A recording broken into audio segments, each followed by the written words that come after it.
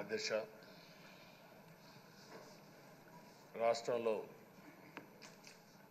రాష్ట్రంలోనే కాదు తెలుగు రాష్ట్రాల్లో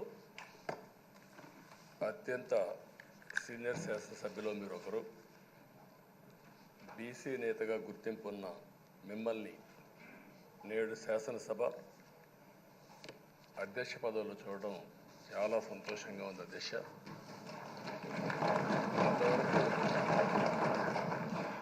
మిమ్మల్ని సభలో ఇక్కడ చూసాం, ఈరోజు అధ్యక్ష స్థానంలో చూస్తున్నాం. చాలా ఆనందంతో చాలా గర్వపడుతున్నాం. అందరి ఆమోదంతో 16వ శాసనసభకు స్పీకర్గా ఏకగ్రీవంగా ఎన్నికైన మీకు నా హృదయపూర్వక అభినందనలు, శుభాకాంక్షలు. ఈరోజు ఇక్కడ చాలామంది కొత్త శాసనసభ్యులు వచ్చారు. ఒకసారి అయ్యన్న పాత్రుడు గారి జీవితాన్ని కూడా ఆలోచించుకోవాల్సిన, మీరందరూ తెలుసుకోవాల్సిన అవసరం ఉంది. మనందరి మాదిరిగానే ఆయన కూడా ఒక హంబుల్ కుటుంబంలో 1957 సెప్టెంబర్ 4వ తారీఖున ఉత్తరాంధ్రలో నర్సీపట్నంలో జన్మించారు. తల్లిదండ్రులు చింతకాయల వరహాల దొర చెల్లాయమ్మ గారు.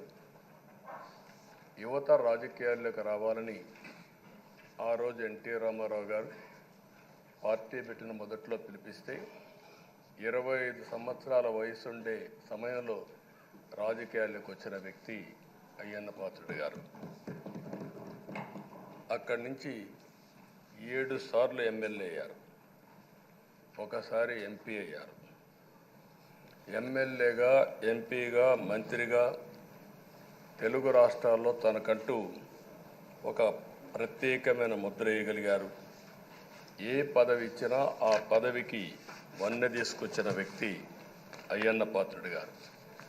వారి కుటుంబం కూడా మనం ఆలోచిస్తే కొంతమంది ఫస్ట్ జనరేషన్లో రాజకీయాల్లోకి వస్తారు. అయ్యన్న పాత్రుడు గారిని చూస్తే 6 దశాబ్దాలు రాజకీయ చరిత్ర కలిగిన కుటుంబం. 1962లో అయ్యన్న పాత్రుడు గారి తాత లచ్చా పాత్రుడు గారు స్వతంత్ర పార్టీ నుంచి పోటీ చేసి గెలిచారు.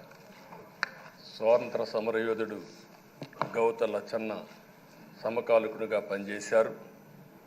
అదే వారసత్వాన్ని కొనసాగిస్తూ అయ్యన్న పాత్రుడు గారు ఇప్పటివరకు పనిచేస్తున్నారు.